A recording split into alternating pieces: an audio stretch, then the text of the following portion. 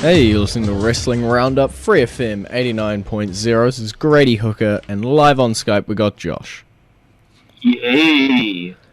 Just before we get into Raw, this is episode 80. Can you believe we made it?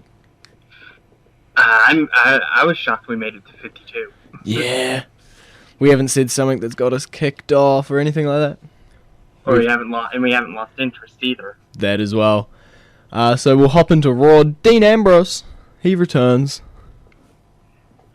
It seems like the month off has done him well as far as popularity. He seems to be hotter than he's ever been. Yeah, I think he's just as crazy as he's ever been as well. Yeah.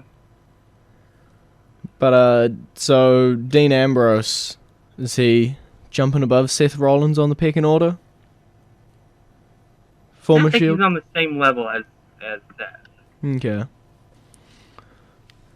And where would Roman be now after his injury?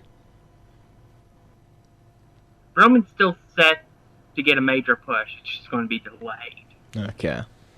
I can expect to see him coming back at Royal Rumble, winning the thing, and then winning the championship at WrestleMania. Classic comeback storyline. So And 3 months away will make him more sympathetic to the fans too. a little more human. Yeah.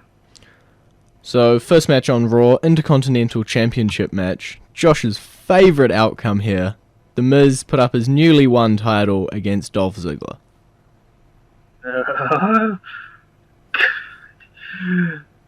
That whole booking situation with the Intercontinental Championship just pissed me off. Hot potato, hot potato. I went on a rant over it. Yeah. Do you think Miz gets it back on SmackDown? Dear Lord, I hope not. Or the Raw the next week? Or Hell in a Cell. This is the Miz's second one-day run with the Intercontinental title? Yeah. You also had one coming out of one of the WrestleManias. Yeah, coming out of WrestleMania 29. Yeah. He won it from Barrett. Barrett won it back the next night. Why? I don't think anyone truly knows why. I don't think throwing the title around is part of any angle or anything like that. It's probably just a classic Vince changed his mind. Because nowadays it seems the internet blames anything that's bad with WWE on Vince. Impartial though, it's kind of it kind of is that way because they're revising the script right up until Ross goes on the air. True. So the next match, Bo Dallas, Jack Swagger. I believe that Bo Dallas tapped out. Yep. So Bo Dallas can't claim that he's only sort of lost by R-Truth's sneaky pin. He is legitimately lost, and I'm going to say pretty much... Well, he tapped out the Swagger last week, too. True. I think Bo Dallas's any momentum he had has been gone. Yeah. I was kind of hoping that the whole thing out of that feud would end up being that Zeb would turn on Jack and Bo Dallas would become the new Real American. I have no idea. But Bo Dallas has been squashed twice, so... We'll have to see where they go with him. Who knows? Who knows? Bo Dallas has fallen. And he can't get up. Yeah, I think his run as Bo Dallas is very similar to his last run. In that he peaked really quickly. Everybody liked the new guy. He was awesome. And then something happened and he just disintegrated. He did get a few more feuds in. I think he got 2 this time. So the next match, we got a Divas match. I think this was fallout from an angle on Total Divas. Summer Rae versus Natalya. Yeah, it had to do with Natalia kicking Summer Rae out of her car. I saw them Due to having disrespecting Natalia's marriage with Tyson Kidd. Yeah, I saw there was a little brawl on the side of the highway. But yeah. Biggest thing that's going to come out of this is points for me next week when we see Tyson Kidd on Raw. No, the points are all Grady's. But yeah, so it seems, at least for a little while, we're going to get Slayer, or whatever they're called, and Natalia and her bestest little sister. Who's 2 years older than her and taller. And not the best. We're glossing over facts here. Yeah, we are. I also lumped her in with the other wrestlers. So Natalia wins, but I think on SmackDown these guys tagged. Yeah, and anytime Natalia's tagged with Rosa Mendes, she's lost. Oh, yeah, every time Natalia tags with Rosa Mendes, a puppy dies. But, it's something. It's a non-Bella Twins, non-AJ Page feud in the Divas division. Even if it is a Total Divas angle. So, next match, Dean Ambrose and Kane. And yes, I'm counting it as a match. Yeah, well, it was a match for a while, and then it ended up in the disqualification. And then Seth delivered the line of the night for me. Yeah. When they were going to throw Dean out of the arena, she's like, "No, don't throw him out. Put him in there. Put him in there." Has anybody ever been thrown out that didn't come back? Yeah. It makes sense. So we'll lock him in a cupboard instead. And we found out a very important fact that will go on in the main event segment. On main event. What'd we learn? We learned there was a back door. Apparently they put Dean Ambrose in a room that had two doors on it. Well, that's not the smartest thing in the world. He's not a Houdini, is what he said on the main event. Oh. But yeah, so Dean Seth still happening? Yep. We're not leaning into something. It's possibly that it could also include John Cena. Ugh. And possibly Randy Orton as well. The internet would not like that. Well, we might end up with a fatal 4-way Hell in a Cell match. The internet might like that. It's hard to tell with the internet. The internet doesn't matter. They're only like a 10% of the actual fan base anyway. But WWE Network's on the internet. Hakuna Matata important. I confused myself there. So to get out of my confusion, we're just going to jump into the classic entrance theme. It's Kerry Von Erich, I think, Tornado Warning.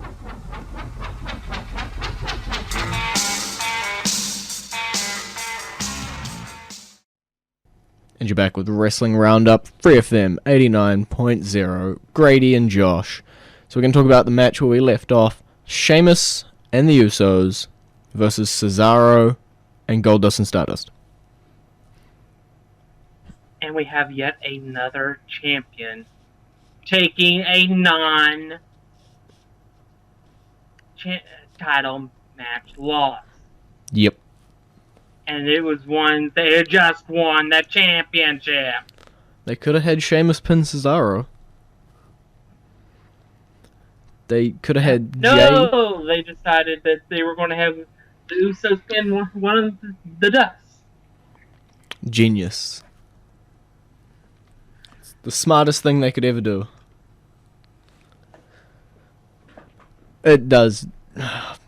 I don't think Goldust and Stardust are in for a long reign. I think they're in for a very minimal reign. Question is who takes the titles from them? Los Matadors? I don't know. I really don't know. Just line up the Usos, Los Matadors, Slater Gator, Ascension, anybody else you want to shove together, Adam Rose and the Bunny. Just line them all up and just give them all a shot. One of them will win. Tag team turmoil. Oh, genius. Problem solved. Especially since Slater Gator's having some problems with Rose and the Bunny and Los Matadors lately. And so Mark Henry addressed his loss to Rusev and proceeded to lose to Rusev again. And then cried like a baby on main event about it, blaming the fans for it. But no, he can't turn heel yet. Big Show hasn't had his shot. Big Show kind of talked him off the ledge, so to speak, on main event. But you can see it's brewing. Yeah. If I remember correctly, did Big Show get a shot at Rusev on SmackDown? Yeah, and the match ended in a disqualification, and he knocked out Rusev at the end of it. So we're getting Big Show Rusev at the pay-per-view, Hell in a Cell. Probably. And then we're going to get Big Show Mark Henry, Survivor Series. Possible that we may even begin to see the beginning of maybe the Russian Mark Henry. Oh, no. They have to go my way with it, because then this will be one of those long shots I took and actually worked out. But if they go my way, because I've been thinking for a while that they need a Russian sympathizer, and who would be better than Mark Henry? Big Show. Mark Henry actually defended the country in the Olympics. True. If you can turn him around to being a Russian sympathizer, that would be bigger than it would be for Big Show. Because Big Show turns at a drop of a hat. True. Okay, so he's just become available, and now live on Skype joining us, we've got Brandon. Hey, guys. So we're going to go back to where we were. We just talked about Mark Henry and Rusev. So we get a tag team match. It's Heath Slater and Titus O'Neil versus Adam Rose and everyone's favorite new superstar, the Bunny. Can the Bunny be stopped? It's Bunny Mania, man! Bunny Mania can't be stopped. Oh, really? We have a Bunny now. He's been added to the roster page as an official wrestler. At this point, I really hope someone's coming out of that suit and debuting. Me, personally, I'm hoping it ends up being Gabriel. That's why I made this one of the roster moves I made. Ah, I see.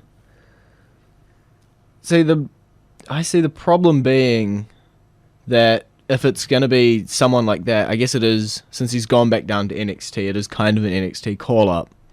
But if it's going to be someone underwhelming, this whole Bunny angle is going to be not worth it. Was it going to be worth it anyway? Maybe. If you bring up the right person and you develop it the right way. Do you trust WWE to do that? No. They'll flip it on all of us, and the person in the bunny suit will be Leo Kruger. Jeez, but Just confuse everybody. So yeah, Slater Gator not having much luck lately. Yeah, they were on a roll. They were on a roll before, but then as soon as they encountered the very hot Adam Rose and the Bunny, their hot streak was snapped. they can't catch that rascally rabbit. Yeah, Zeb Coulter's had the same problem on the JBL and Cole show. So many Elmer Fudd jokes. Nobody can catch the Bunny. Wascally And Wabbit. Buddy's even doing commentary now. Oh. So I think if we're going to talk about who's coming out of the bunny, I think it was Brandon has possibly suggested Darren Young.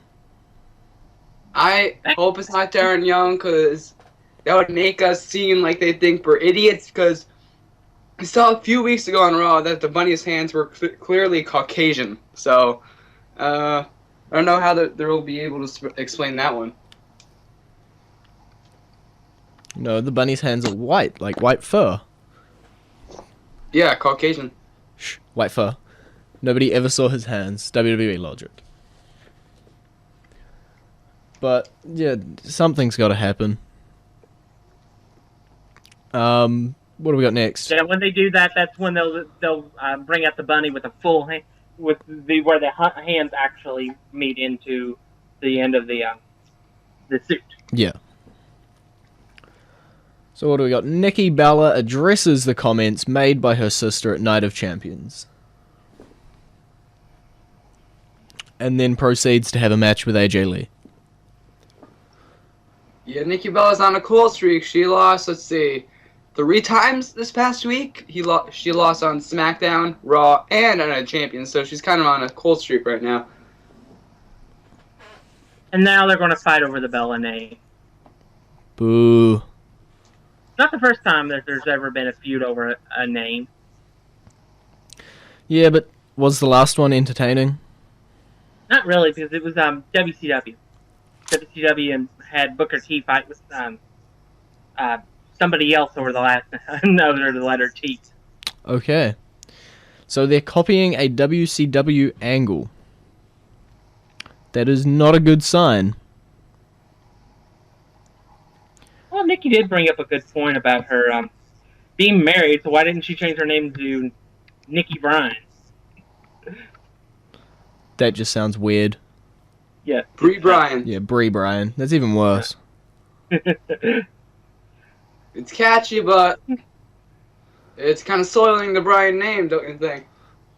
Or wouldn't it be Brie Danielson?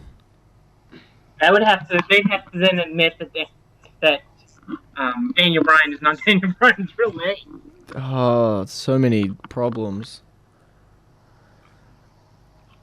I don't know, they talk about, on Total Divas at least, by, like, Ariane and Trinity, so... It's not... But they don't really do that with Daniel Bryan, though. Yeah. I think it's because he's a major star, unlike, say, Tyson Kidd, who they refer to as TJ. True. It's not too far-fetched, though, that we could see them do something along the lines of real name. I think it is because they can't own the rights to their real name. True. Kenta? Hideo Itami? That's not his real name, so True. they can own the rights to it. What was the other guy's name they changed? Prince Devitt. Ah.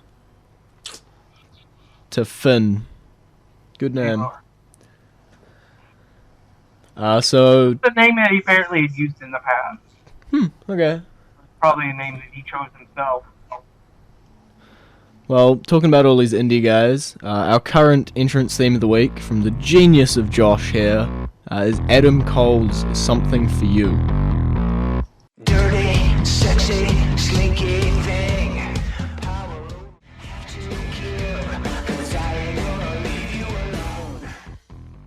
And you're back with the Wrestling Roundup, FreeFM 89.0, Grady, Josh, and Brandon.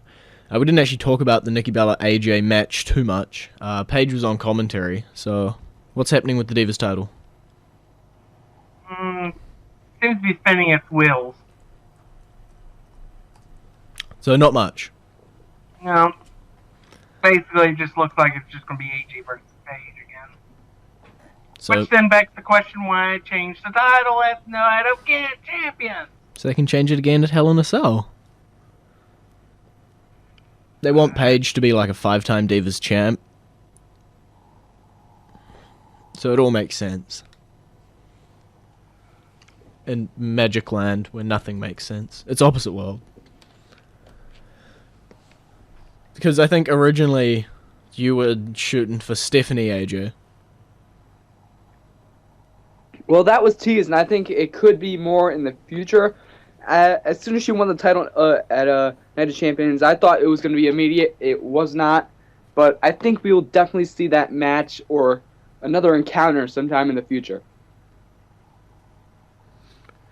Maybe that's our horrible way to include the Divas match in a Survivor Series type match. Yay for horribleness in the ring at one time.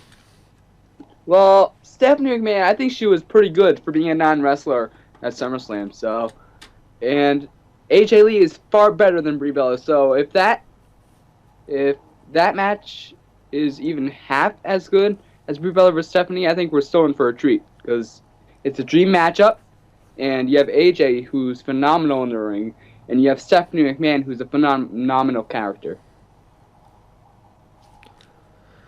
But if they are going to go the Survivor Series match route, then you're going to have to find 10 divas. Well, they have around that. I think maybe like 9 at least, but Would count them, would find some. Wouldn't be the first one that's gone 4-on-4. I vaguely remember a Doink versus Jerry Lawler one that went 4-on-4. Or 1 and 3 halves. Dudumts. So on that smooth transition, we'll move on over to the main event. Randy Orton versus John Cena. yeah, we haven't seen this match in a while. I think since maybe last year. It feels like I've seen it just yesterday. Yeah, we've seen a match a lot of times. That's why it feels that way. But it's kind of like a fresh main event. Thank God it's not a tag team match, and that's probably why it feels fresh. So we finally get a singles match as a main event. By the way, there are 13 divas. Look, 13. What are you classing 14 as if a... you count Tamina Snuka. what are you counting as a diva? I'm counting AJ Lee, Alicia Fox, Brie Bella, Cameron, Emma, Eva Marie, Layla, Naomi, Natalia, Nikki Bella, Paige, Rosa Mendez, Summer Rae, and Tamina Snuka. I think you should probably take Rosa Mendez out of that because hell no, she's not a wrestler, and hell no, she's not a But diva. she is considered a diva, She and she is on the roster. Therefore, Yeah. I counted her. It would make sense, sadly, because they'll put her and Natalia on the good people team. So much annoyance. Okay, so WWE have more divas than they like to show on TV every night. And that did not include Lana. She's not wrestling, though. No. Though supposedly she is meant to soon. Yep. So Diva Tangent, pulling it back to the main event match. John Cena won by DQ. Of all- Orton and Cena have some good chemistry together. So they always seem to have really good matches whenever they face off against each other. Even if it's the New Jersey crowd chanting things that they don't want them to chant. Yeah, that was Sheamus versus Orton. So close. It was still an Orton match. Yeah, that only happens when Orton's in the match. True. So this is where I'm guessing you people are getting your Orton, Cena, Dean, Seth intermingled Fatal 4-Way ideas from.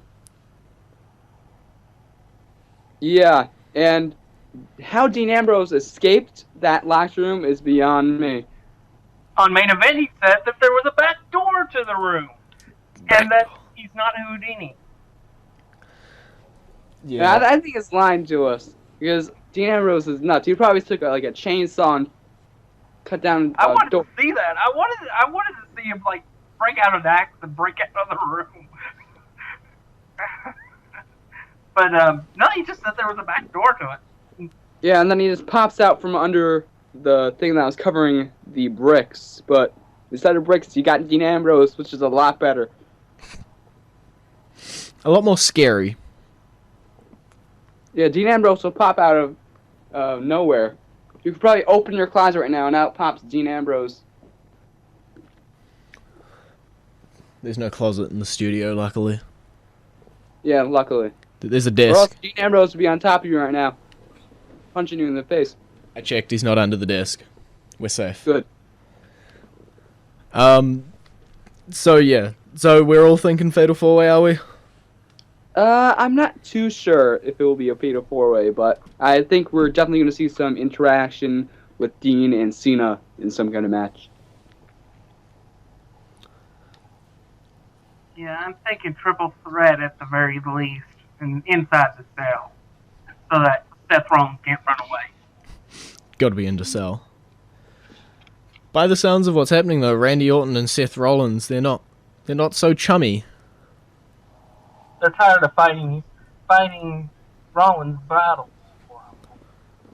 So maybe Fatal 4-Way does make sense. Just nobody likes Rollins. I like Seth Rollins. You're not going to be inside the cell beating on him. And yeah. If I was, I'd probably be hiding under the ring. No, that's where Dean will be. Now that's where the Miz will be. Hanging out with Hornswoggle in Hornswoggle's little home. Oh. So on that lovely note, we'll just jump off now. It's been great talking to you guys. Good talking too. So you can visit our Facebook page, facebook.com/Wrestling Roundup Radio, or our Twitter page, twitter.com/Wrestling Radio, or our website, wrestlingroundup.host22.com, wrestlingroundup.host22.com. I'll see you next week.